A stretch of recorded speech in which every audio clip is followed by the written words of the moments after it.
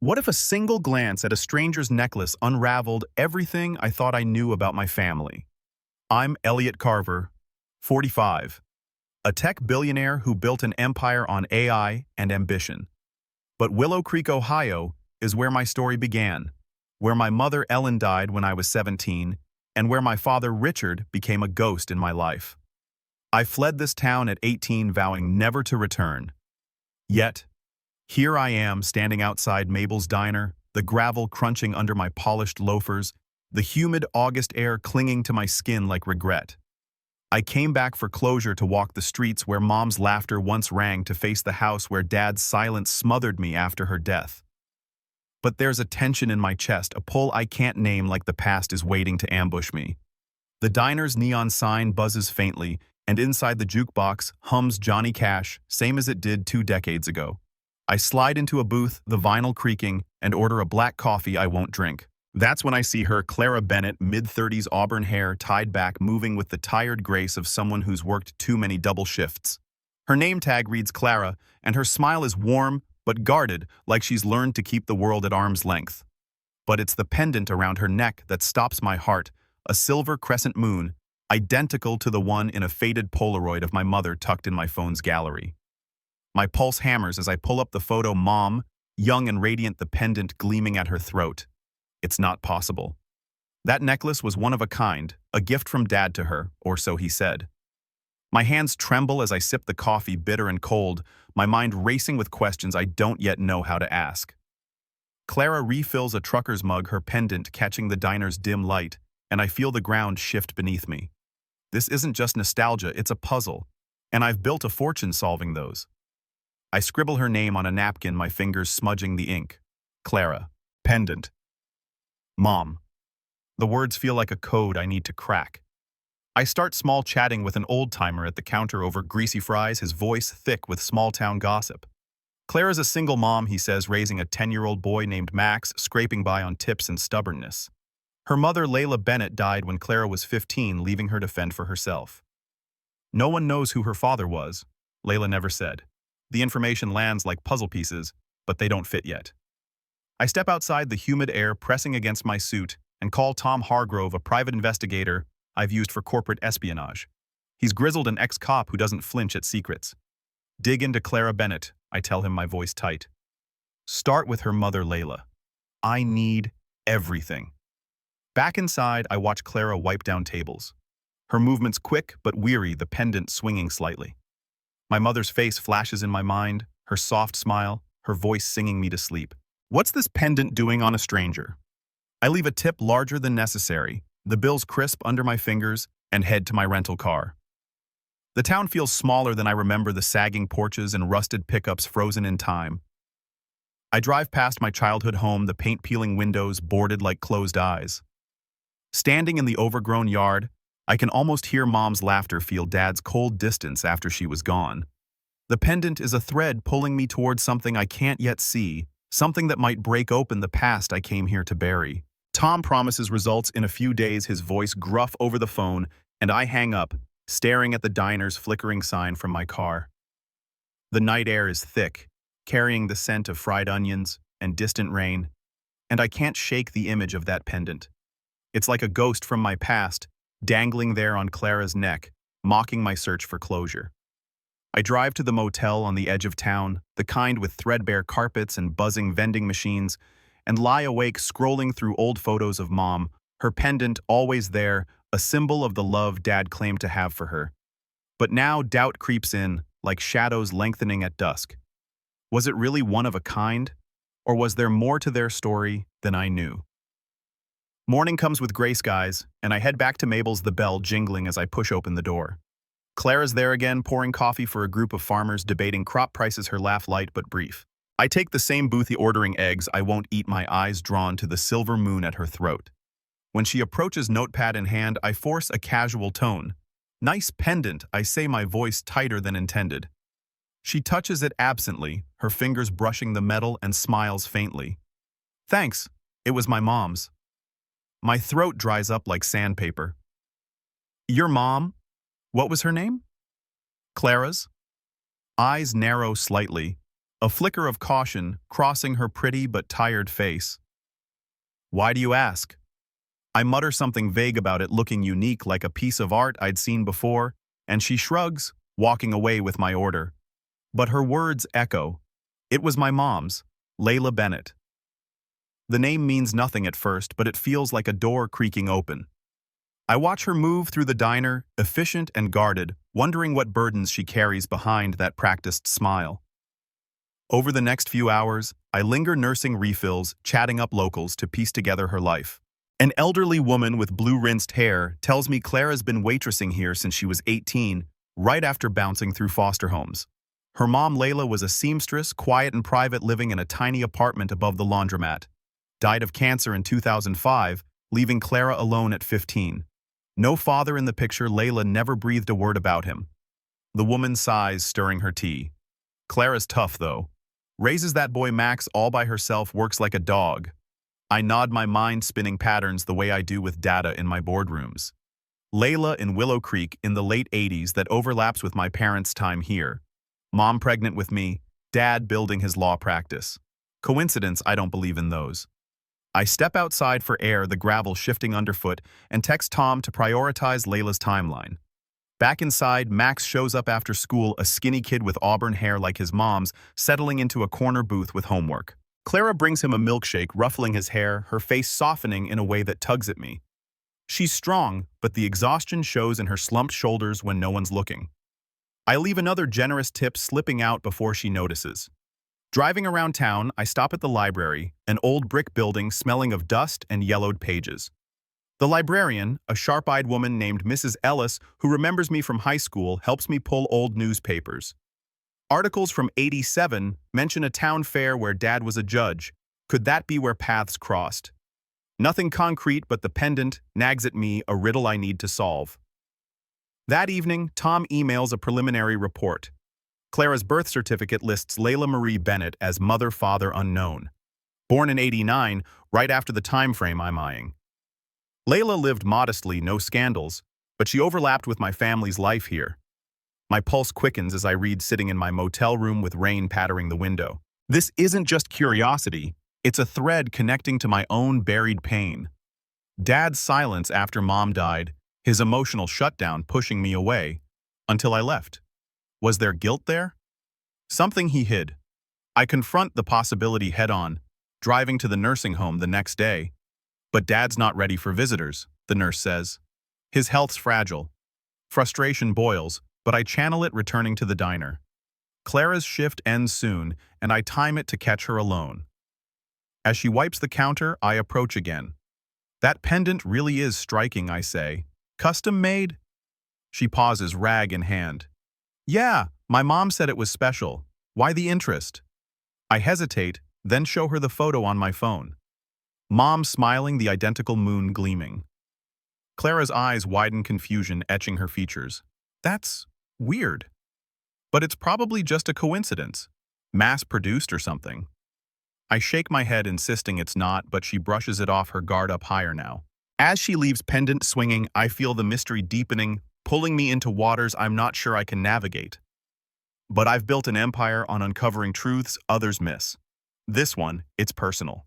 The days blur into a rhythm of diner visits and restless nights, the motel's thin walls echoing with distant trains that remind me of childhood sleeplessness. Tom's preliminary report sits open on my laptop, sparse but tantalizing Layla's life in Willow Creek, her solitary existence, the cancer that took her too soon. But it's the overlap with my parents' timeline that gnaws at me, a pattern emerging like code compiling in my mind.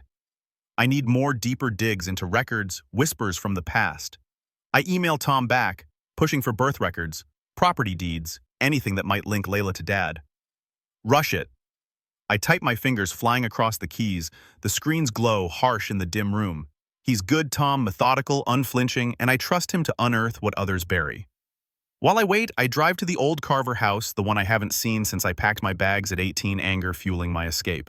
The road winds through cornfields, the stalks whispering in the breeze, and as I pull up, the sight hits me like a punch. Boarded windows peeling paint like flaking skin, the yard overgrown with weeds that choke the flower beds Mom once tended. I step out the gravel path, crunching underfoot, and the air smells of damp earth and decay. Standing there, I can almost feel her presence. Ellen Carver, soft-voiced, and warm her hands in the soil, planting daisies that bloomed every spring. But after her death, Dad turned inward, his law office becoming his fortress, me just a reminder of what he'd lost. Our fights echoed through these walls, accusations of abandonment flying, until I left for Silicon Valley, building walls of my own with algorithms and acquisitions. I circle the house now, peering through a gap in the boards, dust motes dancing in slanted light. The living room's empty echoes of furniture long gone, but memories flood back, Mom reading to me by the fireplace, her pendant catching the flame's glow. Why does Clara have it, or one just like it? My chest tightens, a mix of grief and fury bubbling up. I kick at a loose stone, sending it skittering, and vow not to let this drop. Back at the motel, Tom's next update arrives, a deeper dive. Layla's apartment above the laundromat, rent paid in cash, no visitors noted, in old neighbor interviews he pulled from police logs. But one detail stands out, a small jewelry receipt from '87 for a custom silver crescent moon commissioned by Richard Carver. My breath catches Dad's name, black and white. It's not coincidence, it's connection. I pace the room, the carpet worn under my shoes, piecing it together. Layla and Dad, did they know each other? An affair. The thought sours my stomach, betraying Mom's memory. But data doesn't lie, and I've made billions trusting patterns over emotions. I call Tom, his voice crackling over the line. Keep going, I say. Find letters, diaries, anything personal. He grunts agreement, mentioning a box of Layla's belongings donated to the Willow Creek Historical Society after her death. I'll check it tomorrow. Hanging up, I feel the weight of it all, like carrying an empire on my back. To clear my head, I return to the diner, sliding into my booth. As Clara serves a family nearby, her laugh genuine with the kids. Max is there again, coloring at the counter, his tongue poking out in concentration. I watch them, mother and son, against the world, and wonder if Layla was like that, fierce, protective. The pendant swings as Clara leans over, and I avert my eyes, guilt pricking me for spying. But I can't stop now. That night, dreams haunt me, Mom's face morphing into Clara's, the pendant glowing like an accusation. I wake, sweating, dawn light filtering through curtains, and head to the Historical Society myself, a squat building by the town square smelling of old books and mothballs. The curator, a bespectacled man named Harold, recognizes my name, Carver, like the lawyer. He leads me to the donation box, dusty and unlabeled. We sift through faded photos of Layla young and striking with auburn hair, like Clara's sewing patterns, a few trinkets. Then an envelope yellowed, addressed to Layla from Dad, postmarked '87. My hands shake as I open it. Harold stepping away discreetly. The words blur at first. Layla. I can't keep doing this. Ellen's pregnant. I have to stay with her. I'm sorry. The pendant is for our girl. Keep her safe. Our girl. Clara. The room spins and I grip the table, the paper crumpling in my fist. Dad had an affair, before I was born. Clara's my half-sister. The secret hits like a freight train, shattering the foundation of who I thought we were. I thank Harold, tucking the letter away, and stumble outside, the sun blinding. My father's betrayal. Mom's unknowing pain. It all clicks. But why hide it? Why let Layla struggle alone? Anger surges hot and sharp as I drive back, the engine's hum drowning my thoughts. Tom's call comes as I park, more confirmation from hospital records. Layla gave birth alone, no father listed. This is big, Elliot, he says. You sure you want to keep digging? Yes, I do, because the past isn't buried, it's alive, wearing a pendant in a diner, waiting for me to face it. But now, knowing Clara's blood, I wrestle with what comes next. Tell her, upend her life, or walk away like Dad did. The choice looms heavier than any boardroom decision. The letter burns a hole in my pocket as I drive the hour to the nursing home, the highway blurring past in a haze of green fields and billboards faded by the sun. My knuckles whiten on the steering wheel, the engine's steady hum doing nothing to calm the storm inside me. Dad. Richard Carver, 172. Now once a sharp lawyer who commanded courtrooms reduced to a wheelchair in a place that reeks of antiseptic and forgotten lives. I haven't seen him in years. Our last words, a bitter fight over inheritance and abandonment. But this secret changes everything. If Clara's his daughter, my half-sister, then his affair with Layla explains the silence that swallowed him after Mom died. Guilt, maybe? Shame? I need answers not just for me, but for the family I didn't know I had. The nursing home looms a squat building with manicured lawns that mock the decay inside. I sign in at the desk, the nurse's sympathetic smile grating on my nerves, and follow her down the hall, fluorescent lights buzzing overhead like angry bees. Dad's room is at the end, a window overlooking a garden he probably never sees. He's there, hunched in his chair, his once imposing frame, shrunken skin papery and spotted with age. His eyes light up when he sees me, surprise maybe a spark of joy, but there's fear too, flickering like a faulty bulb. "Elliot," he says, his voice raspy from disuse. "Didn't expect you." I sit across from him, the chair hard and unforgiving, and cut straight to it. "Dad, Mom's pendant, the crescent moon. Where did it come from?" His hands tremble on the armrests, his gaze darting to the window. Why ask about that now? After all these years, I lean forward, my voice low but insistent. "I saw it on a waitress in town. Clara Bennett. It's the same one." His face goes ashen color, draining like water from a cracked vase. "Leave it alone, Elliot. You don't know what you're stirring up." But I press my pulse thundering in my ears. "What aren't you telling me? Why does she have Mom's pendant?" He clams up, jaw tight, staring at his lap. The room feels smaller, the air thick with unspoken words, the scent of his aftershave, old and faint mixing with the institutional smell. Memories crash in him, teaching me to tie a tie, his pride at my first coding project. But then the wall after Mom's funeral, his retreats to the study bottles, emptying faster. Was this why an affair haunting him? I stand, frustration boiling over, my voice rising. "You owe me the truth, Dad. After pushing me away, after everything." He shakes his head, eyes wet but defiant.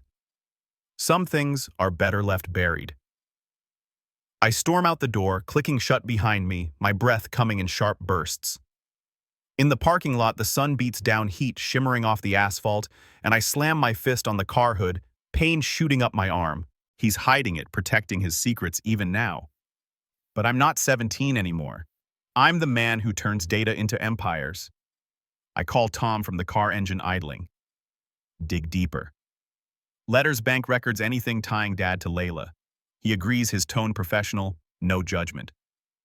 As I drive back to Willow Creek, the landscape rolling by, I replay the visit. Dad's fear, it confirms the letter's truth.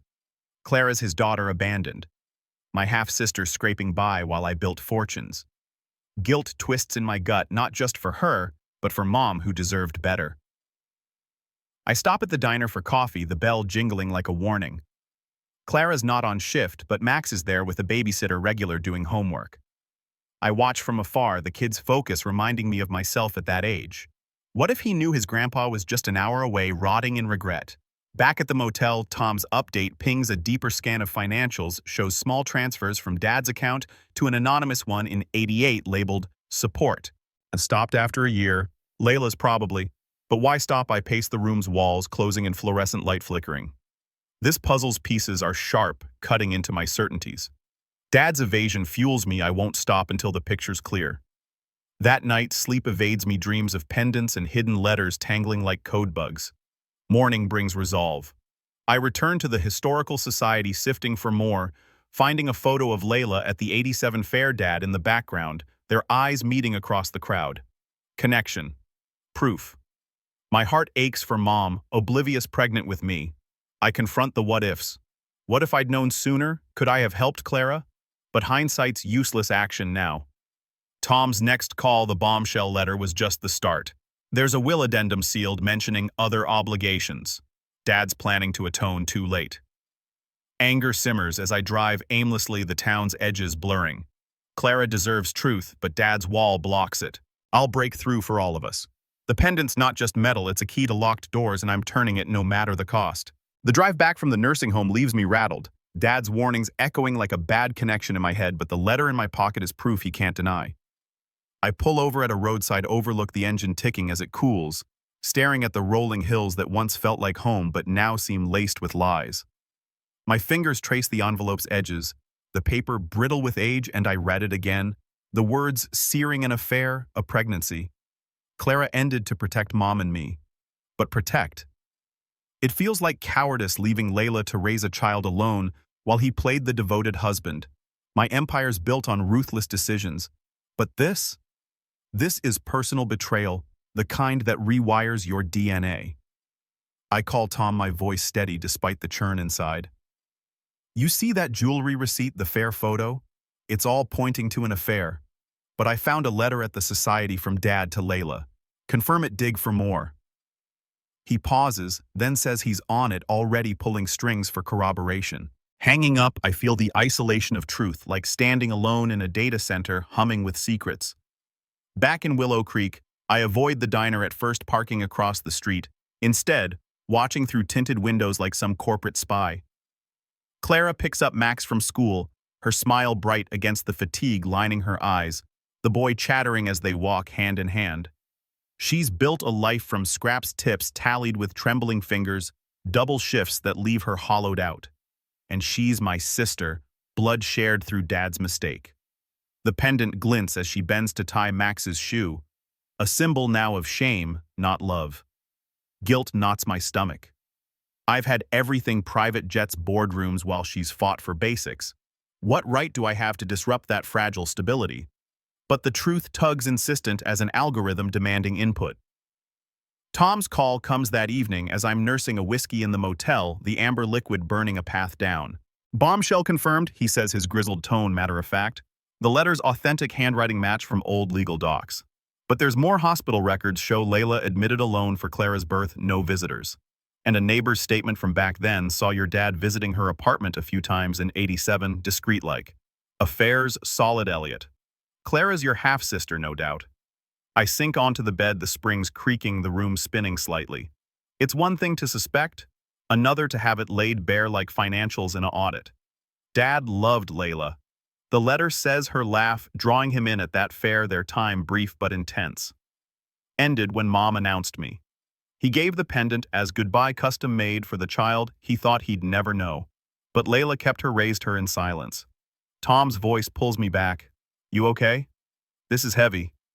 Yeah, I mutter, but I'm not. Anger flares at Dad for the lie, at myself for fleeing this town without looking back. What if I'd stayed, seen the signs, but regrets are useless data. I need a plan. I thank Tom, promise payment, and hang up, staring at the ceiling cracks like fractures in my family. The next day, I return to the diner, keeping distance, ordering from another waitress. Clara's there, laughing at a regular's joke, but I see the wear now, the way she counts change meticulously, the shadows under her eyes. Max sits in his booth, pencil scratching homework, oblivious to the storm I've uncovered. I watch them share a slice of pie, her fierce protectiveness evident in every glance. She's strong, resilient like Mom was, but the world has ground her down. Telling her could shatter that, expose Dad's flaws, upend her identity. Or it could give her answers, family beyond the struggle. I wrestle with it over black coffee, the steam rising like doubts. Part of me wants to bolt back to Silicon Valley, bury this in acquisitions and code. But the pendant, it's a tether linking us across decades. I start small, lingering after hours, learning her rhythms, quick-witted, with customers kind to the elderly, fierce if someone gets out of line. One evening, as rain sheets the windows, I see her count tips at the counter, her shoulders slumping when it's short. My wealth could fix that, but it's not about money, it's about truth.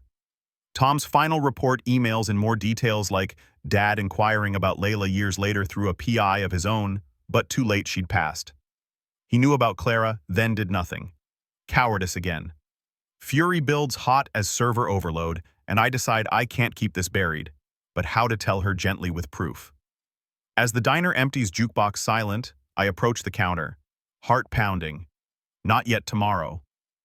For now, I leave rain soaking my suit, the weight of revelation pressing down. This secret's broken me open, forcing me to face not just Dad's sins, but my own absence. Clara deserves better. We all do.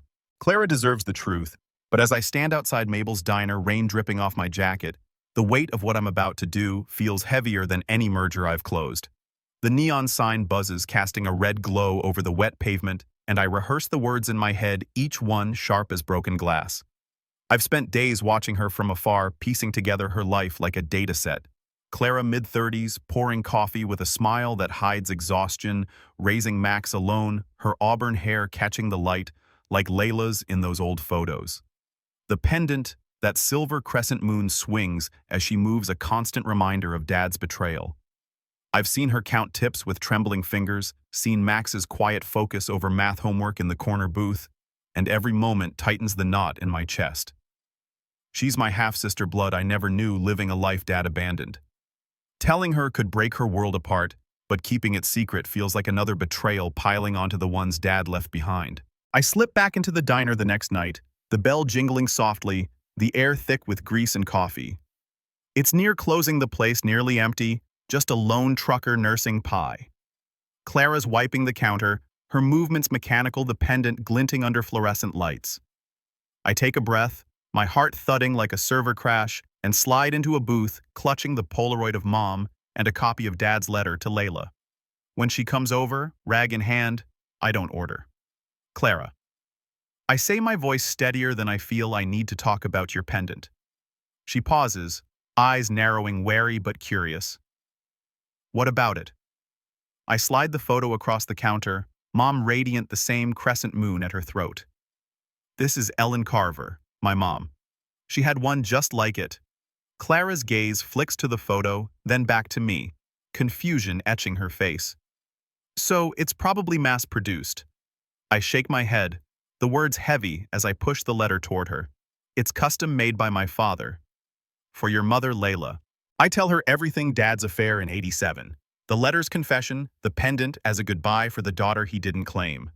Her face shifts from shock to fury, eyes glistening as she reads the letter. Her hands shaking. You're lying! She snaps, voice breaking. Why would you come here and say this? My whole life, I thought my dad just left, and now you're saying he was here with a wife with you.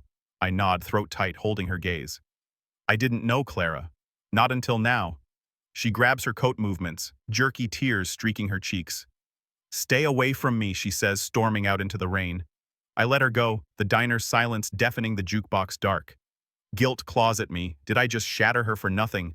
But the truth's out, raw and jagged. The next day, I keep my distance, driving aimlessly through Willow Creek's back roads, the fields stretching endless under gray skies. My phone stays silent. No call from Clara, no update from Tom. I stop at the old Carver house again, its sagging porch a mirror to my own unraveling. Memories flood in Mom's laughter. Dad's silence. Post-funeral, my own escape to Silicon Valley. Was I running from this secret too? I visit Max at the library, where he's researching planets for a school project, his enthusiasm cutting through my fog. He doesn't know me as family, just the guy who tips big, but his chatter grounds me. Clara's avoiding the diner. Locals say taking a day off. I don't push, but I leave a note at her apartment door. I'm here when you're ready. Elliot. Back at the motel, I stare at the letter again, its words a knife. Dad's choices left Clara to struggle, Layla to die alone. But I'm not him. I won't walk away. Late that night, Clara texts, "Meet me tomorrow." Diner, noon. My pulse races, relief mixing with dread. She's not shutting me out, but what comes next? I lie awake, the motel's hum mingling with my thoughts, replaying her tears, her anger. The pendant's truth has broken us both open, forcing me to face not just Dad's sins, but my own privilege, my years of absence. Tomorrow, I'll show up, not as the billionaire who solves puzzles, but as a brother, flawed and searching. Clara's life, Max's future, they're part of me now. The past can't be undone, but maybe we can build something from its pieces. As rain taps the window, I cling to that hope, fragile, as it is, knowing one conversation won't heal decades of hurt. But it's a start, and I owe her that much. Clara's text lingers on my phone screen as I sit in the motel room, the rain easing to a drizzle that taps irregularly against the window like hesitant fingers. Noon tomorrow at the diner, it's a chance fragile as a new algorithm to bridge the gap I've torn open. Sleep comes fitfully, dreams weaving pendants and letters into knots I can't untie, and by morning resolve hardens in me like cooling steel. I dress simply, no suit today, just jeans and a shirt, trying to shed the billionaire skin that might intimidate her. The diner's bell jingles as I enter, the scent of fresh coffee grounding me, and Clara's already there in a back booth, her face guarded but softer eyes red-rimmed from what must have been a long night. Max isn't with her. She's alone, fingers twisting a napkin. I slide in opposite the vinyl, sticking slightly, and wait for her to speak first. She does, voice low. I read the letter again and again. It's real, isn't it? I nod, pulling out Layla's box of keepsakes she'd mentioned in a follow-up text. She'd brought it, a small cardboard thing worn at the edges. Among the photos and trinkets is another letter, one Dad never knew about, from Layla to Clara, meant for her 18th birthday. Clara reads it aloud, her voice cracking. Your father loved us in his way. He thought I gave you up, but I couldn't. You were my strength. The pendant is his promise and mine. Forgive him if you can. Live fiercely, my girl. The words hang in the air, heavy with unspoken pain, and my breath catches. Dad thought Clara was adopted, a lie. Layla told to protect him or herself. It reshapes everything, his abandonment, not total neglect, but misguided assumption. Clara's eyes meet mine, wet but steady. He didn't even know I existed. I shake my head, the diner's hum fading around us. He didn't. But I do now, and I'm here. We talk for hours, piecing together timelines over cooling coffee, her guarded walls cracking inch by inch. She's angry at Dad, at the years lost, but there's curiosity too about the brother she never imagined. I share stories of Mom, of Dad's better days, careful not to defend him.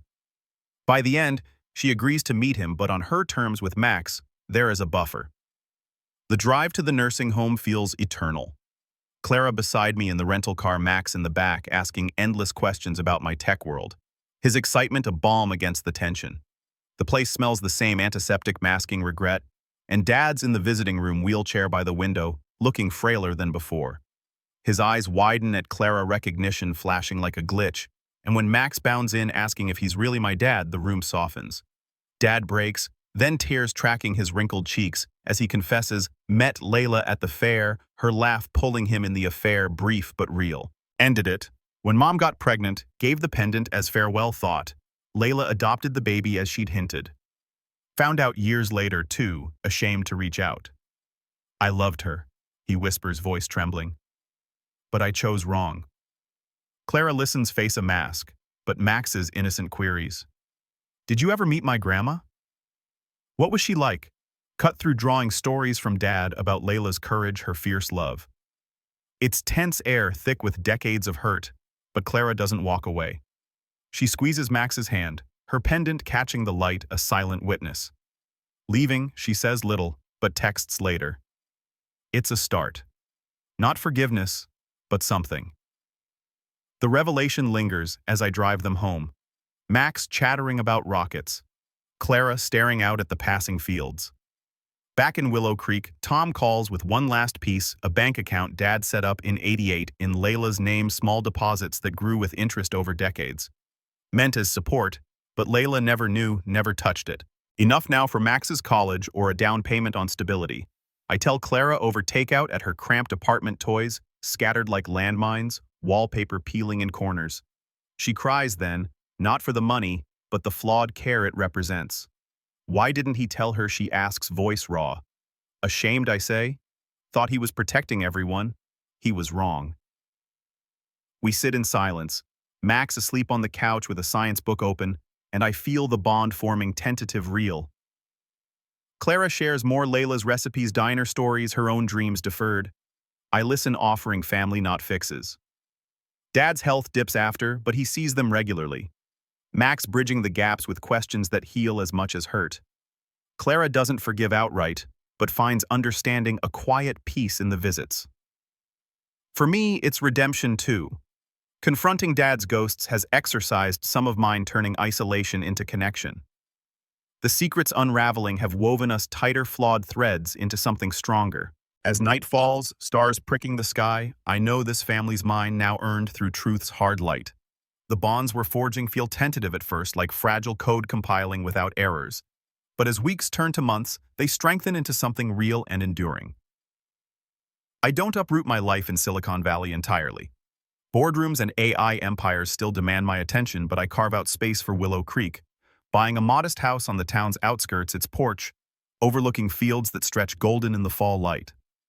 It's not grand, no marble counters or smart tech, just a place to return to belong. Clara and I start with small gestures. I help Max with his science fair project. Our heads bent over circuits and code in her apartment, his laughter echoing as lights flicker to life. She teases me about my fancy shoes tracking mud, her smile genuine now, not the guarded one from the diner. In turn, she shares Layla's recipes, simple dishes like hearty stews that warm more than the body, and stories of her mother's quiet strength sewing late into nights to make ends meet. We talk about Mom too, Ellen's warmth mirroring Layla's in ways that bridge our separate pasts. Dad's visits become routine, his wheelchair rolling into Clara's place, or the diner, Max peppering him with questions about the old days, drawing out tales that soften the edges of regret. He doesn't ask for forgiveness, and Clara doesn't offer it outright, but there's a quiet understanding, a nod over coffee that says, enough. His health fades like autumn leaves, but he lives long enough to see Max's project win a ribbon pride, lighting his eyes one last time. To honor Layla, I fund a community center, not a flashy billionaire splash, but a practical hub with after-school programs, a kitchen for classes, spaces for kids like Max to dream bigger. Clara runs it, her energy transforming the building into a beacon, her pendant catching sunlight as she welcomes families. The grand opening draws the town a year after that fateful diner glance with Clara at the podium, voice steady as she speaks of second chances of mothers who loved fiercely despite the odds. Max grins from the front, holding the model rocket we built together, and Dad's there in his chair, eyes bright with redemption's glimmer. I stand at the back, heart full, watching the ribbon-cut cheers rising like code, executing perfectly. Later at Mabel's, we claim our booth, Clara, Max, and me sharing stories over coffee, the jukebox crooning Johnny Cash as always. The pendant, once a mystery, now symbolizes survival promises kept in imperfect ways. We've built this family not by erasing scars, but by acknowledging them, turning silences into conversations. Willow Creek isn't just roots anymore. It's home in the people who've reshaped me.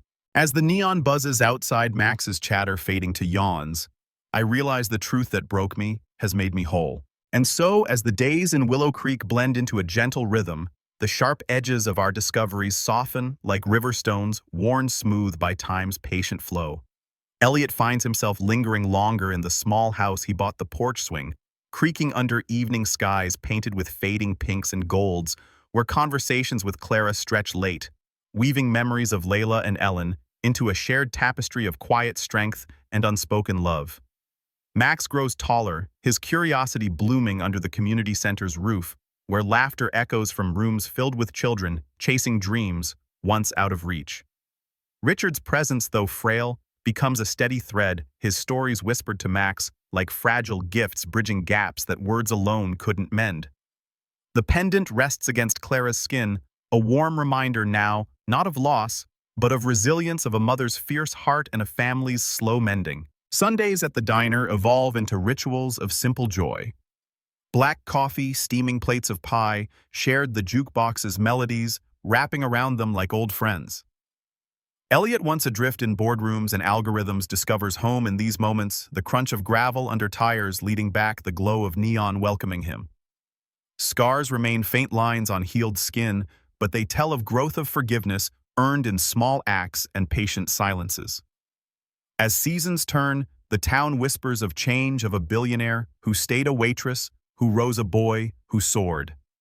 And in the hush of twilight, with stars emerging like forgotten promises, the story fades gently, a whisper of connection, enduring, of secrets, transformed into bonds that hold forever, soft and true.